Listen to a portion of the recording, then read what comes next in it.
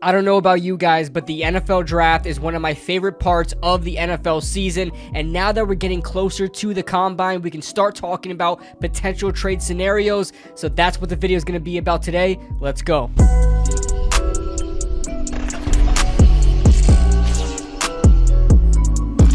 What is going on, guys? What is going on, 27 Squad? Welcome back into another video, and today we're going to be talking about some trade scenarios that I've seen on social media that I just want to talk about, kind of throw out there into the abyss of draft content, and we're going to be talking about some trade scenarios. But before we start this video, guys, if you guys are enjoying the content, make sure you guys hit that like button below, and also subscribe if you're new to the channel. And I also have a Twitch where I play a lot of video games. I've been most recently on Rainbow Six Siege. If you guys like Rainbow Six Siege and potentially even want to join me on a stack, make sure you guys follow me on Twitch. The link will be in the description. Now, let's start with the first trade scenario. Now, the first one is coming from Daniel Jeremiah. He just released his mock draft 2.0, and he had the Giants drafting Jaden Daniels with the 6th overall pick, but had a little bit of a caveat to it. He said, as noted above, I don't make trade projections in mock drafts this early in the process, which is why I have Daniels still available at the number 6 pick.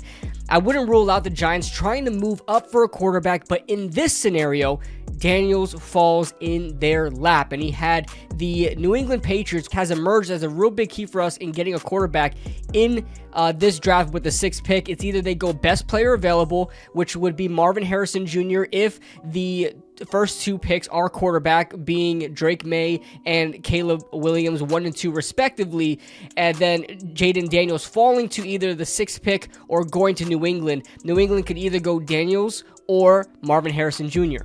Now, when questioned to expand on that, Daniel Jeremiah said it would at least cost 3 second-round picks for the Giants to go ahead and move up for Jaden Daniels, and that we have the draft assets to do so. As you guys know, the Giants have the 39th and 47th overall pick in this draft right now, and that is both in the 2nd round, and we can give up a 2nd round pick in the 2025 draft. Now, would you guys be willing to do that? That is a good trade scenario to kind of think about, because, you know, trading up to 3, which would be 3 picks above, sometimes it costs a pretty penny, and we wouldn't have to give up another 1st round pick. We would just be giving up a bunch of 2nd round picks and swapping 1st round picks. But would you guys do it? Would you bring in Jaden Daniels, having nobody else to pick from in the 2nd round, and just going with a 3rd, 4th, 5th, and 6th round pick in this draft? Would you be upgrading your team and putting Jaden Daniels in the right position?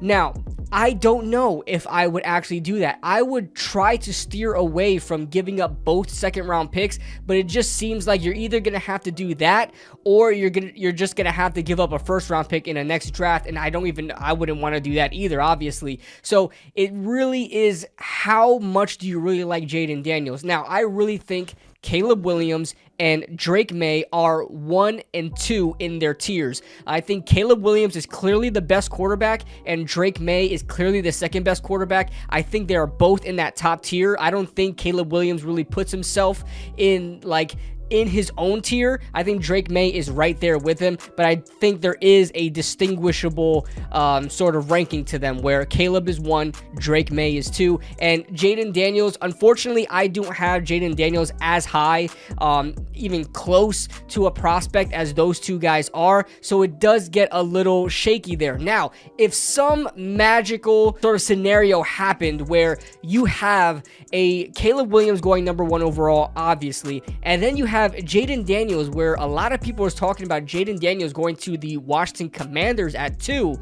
If that possibility happens, if that scenario happens, and Drake May is the one who falls, I don't know, maybe New England actually picks Drake May, but say if they don't, and this opportunity is still available, I'm pulling the trigger immediately. I think Drake May is well ready for the NFL and can hit the ground running. I think Jaden Daniels is going to take a little bit of a learning curve. I think he's going to take a lot more time to sort of develop in his NFL career. I think there are a lot of problems that he still has. He remains very inconsistent. He is still developing from the quarterback he was at Arizona State. Now, where he was at Arizona State and where he is now coming out of LSU are night and day. He is a totally different quarterback, and he is still developing, which is why I really want Brian Daboll to get a hold of him and develop him into the quarterback that he could be. Now, giving up all those second-round picks and kind of delaying the rest of the development of this roster for Jayden Daniels would be a hard pill to swallow. But if the GM does it, I'll have to just support it and let it go. But I really want to know what you guys think about that scenario. Would you get a Jayden Daniels, who is definitely a good prospect in this draft but needs development, and sacrifice developing your team with those 2 second-round picks that can be really, really good? Because this second round is projected to be pretty damn good with these prospects.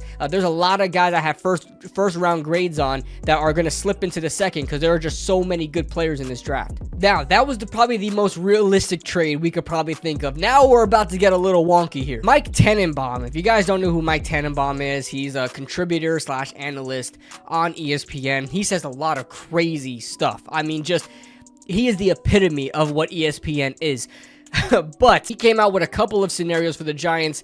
The first one was the Giants trading for Deshaun Watson, who, due to non-football reasons, I do not want on this team. Just listen to what he had to say. Deshaun Watson and a second-round pick to the New York Giants for Daniel Jones. And hear me out. If you're the Cleveland Browns, you have Dorian Thompson-Robinson, you have Joe Flacco, and now a 27-year-old Daniel Jones who has 1 year left of guaranteed money for $36 million and an enormous amount of flexibility moving forward. And if you're the Giants, you're getting Deshaun Watson, who's 29. Are you? That's right. He wants the Giants to pay an extra premium. So even though Daniel Jones is making a boatload of money, he wants us to acquire Deshaun Watson and his fully guaranteed contract. All right, he has a $250 million contract, and 100% of it is guaranteed. He wants us to take on that and get a second round pick in return. Whoop-de-doo, we don't have to give up a first round pick, and we're giving out Daniel Jones. Taking on Deshaun Watson, who is a hell of a quarterback, but just doesn't seem to get it right, who also is injury prone, and has 100% of his contract guaranteed. There's just no way I would pull the trigger on that. And of course, I said already, I do not want him on this team for non-football reasons. Football reasons itself can be bad, but the non-football reasons are the cherry on top. But he came out with a trade scenario more concentrated on the draft. Here's his trade details. The Giants receive the first overall pick. The first overall pick. So we're trading with the Bears. And in turn, we swap first round pick. And in turn, the Bears get the 6th overall pick, a 2024 second round pick, which I assume would be our 39th overall pick and not the 47th, a 2025 first round pick, a 2025 second round pick, and here's the kicker: outside linebacker, edge rusher, Kayvon Thibodeaux. Man, I think Kayvon Thibodeaux really takes it out for me, but I understand it, because if you were to take Kayvon Thibodeaux out of this equation, you would then have to give up another first round pick. So Kayvon Thibodeaux is kind of that substitution for another first round pick in a draft, 2 drafts from now. That is going to be a hard pill to swallow, man, and that is a lot of sacrificing. But Caleb Williams, man, is different. He is probably the best quarterback prospect we've seen in the last decade, okay? And Trevor Lawrence, to me, is the best we've seen in the last decade. Caleb Williams is right there. So that is something you have to sort of think about, Think about it. The 49ers, even though they were a team that was pretty well as far as their roster goes, their roster management before they got Trey Lance, they were able to sacrifice those picks. And this is where I kind of draw the line. If you look at the 49ers, I know they made a terrible draft trade, with hindsight being 2020, getting Trey Lance, because Trey Lance did not work out. They traded him to the Cowboys for like a 4th round compensational pick, and it didn't work out. But here we are, the 49ers were in the Super Bowl this past year, okay? They already had a decent roster. They gave up 3 first round picks for said quarterback, and they wound up, going to the Super Bowl with a Mr. Irrelevant in Brock Purdy, but their roster was in good shape where they could make that kind of move. I think this is a good trade. I think this is a trade that you can do. However, where the Giants are in their position that they're at right now, I don't think you sacrifice all of that for Caleb Williams in the state that this roster is in, because if you give up all of that compensation and you pick up Caleb Williams, Caleb Williams is going to play fantastic, but Caleb Williams, I don't know, is going to take this team, this entire team, in its entirety, and be successful right off the bat. I think he's going to play great. He may make some Pro Bowls. He may put up great stats. But as a team, the state of the team is probably not going to be in good shape. Their roster is going to be in shambles as we speak. We're going to be in cap hell because we're going to be overpaying players in free agency to try to compensate for holes on our roster. And you may see Brian Daboll get fired. You may see Joe Shane get fired. You bring in a whole new regime in here with Caleb Williams here still, and you have a new draft strategy, and that new regime is going to be forced to deal with the lack of compensation that they have because of that Caleb Williams trade, and they're going to wind up trading Caleb Williams to try to get some of that compensation back. I truly think it would be a huge risk with a huge reward, but a huge risk. Like I said, it can go really bad really fast. I just don't think the Giants are in that type of position right now to make that sort of trade. And especially with Kayvon Thibodeaux, he's a young ascending star. Say what you want about his 11.5 sacks. A lot of people saying it was fraudulent. However, he did get 11.5 sacks. He was the first edge rusher to get 11.5 sacks, over 10-digit sacks since I don't even know who. I think Marcus Golden. Did Marcus Golden have over 10 sacks for us? I don't know. And the last one I want to go over is a potential trade down scenario. Now, I know the Giants and the Giants media and the fans are all talking about either staying at 6 and drafting a quarterback or whoever, Malik Neighbors, or trading up in the draft and getting a better pick at either, Caleb Williams, Drake May, whoever it is. But we've never talked about really trading down. Now, all options are always on the table when it comes to the draft. You never know what you're going to be offered. You never know what your team is going to do. And there is a trade down scenario that's been all over the internet and kind of went viral on Twitter because, nobody was talking about trading down. And the Giants Wire did their own mock draft. I don't know which one they used. I think they said they used the PFF mock draft simulator, and they kind of adjusted the AI to be very realistic.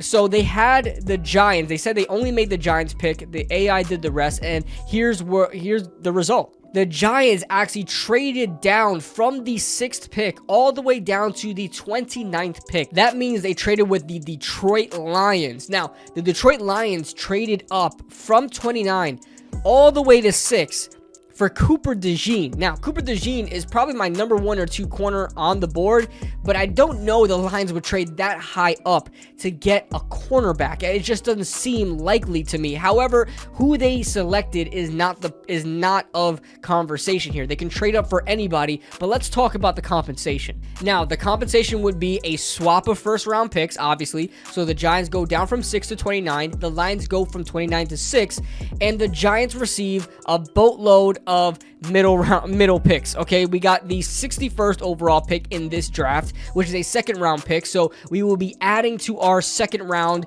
now getting 3 second round picks, 39, 47, and now 61. And then an additional third round pick. So we get the 73rd overall pick, the pick that we had last year to get Jalen Hyatt. We now acquire this year for a potential player. And we also have that 70th overall pick, which is a third round pick. So 2 third round picks total. And then we also get a 2025 second round pick. Now, here's why I do not like that. Sure, you get an absolute haul of second and third round picks to add to your disposal in this year's draft. You can get an absolute haul of players, and you can kind of, stock your roster up with second round and third round picks. However, there is no additional first round pick. I'm sorry. The minimal to trade up that high, you would have to give me 2 first round picks. Obviously, one would be a swap, and then you would have to give me a first round pick in the next draft. So I went back a couple of drafts ago and really tried to look at what were like kind of the most similar situations that we could find here. And I can go back to the 2018 draft where the Saints traded up from the 27th overall pick to the 14th overall pick, and that was for a non-quarterback. So, you know, in this scenario, the Lions went up to draft Cooper DeJean, but in 2018, the Saints traded up from the 27th overall pick to the 14th overall pick for Marcus Davenport, and they even gave up 2 first-round picks to go up from 27th to 14th. Now we're talking about into the top 10, damn near close to the top 5, and you're not giving me a first-round pick in a later draft? Not gonna happen. And if you want to talk about for a quarterback, you look at the Kansas City Chiefs, where the Kansas City Chiefs traded up from 27 to 10. Okay, this is just from 27 to 10. This scenario is 29 to 6. Okay, 29 to 6. And you're only giving me a bunch of second and third round picks. I don't think I could do it. I don't think I can do it because the Chiefs gave up a swap of picks and then a first rounder next year and I believe another second round pick. So, or it was a third round pick. I'm sorry, it was a 91st overall pick. So even that was a bargain to get Pat Mahomes. So it would be extremely cheap. I don't think I would laugh at that offer if you're not giving me at least another first round pick. I don't think I can move all the way to the back end of the first round from the 6th overall pick to do that. Now, in that draft, the Giants drafted J.J. McCarthy with the 29th overall pick, which wouldn't be a bad move. He's a developmental quarterback. He's a guy that has a lot of talent, and has a lot of first-round projection to him, and a guy that hasn't reached his ceiling yet, similarly enough to Jaden Daniels. So you would be getting a stockload of compensation with J.J. McCarthy. But I need another first-round pick in the next draft. That's what I need. But I don't know if I would do that if you got somebody like Malik Neighbors on the board. But I just want to say how unrealistic this is. Let's go on to what this draft scenario was. Now, I had to go and look at the full mock draft to see how realistic this really was. And I'm sorry, I got to debunk it because it's just not realistic. Obviously, you have Caleb Williams going to the Chicago Bears. Okay, that's fine. But immediately right after, this is what I saw. Washington Commanders getting Marvin Harrison Jr.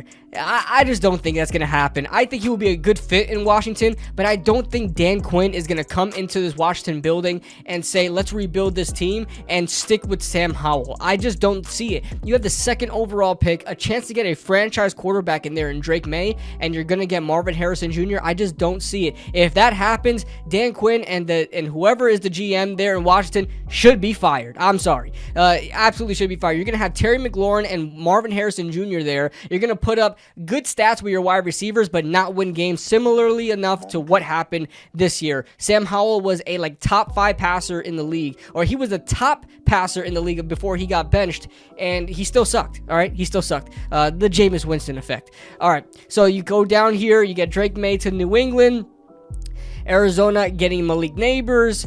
Okay, that's nice. That's cool. The Cooper DeJean, that's why I really questioned it. That's why I had to look at this, because I don't see Detroit going all the way that high up for Cooper DeJean. I think DeJean is going to go in the mid-first round. If they wanted to trade up for DeJean, that's cool. I think you would go mid-first round. I don't think you trade to the 6th overall pick.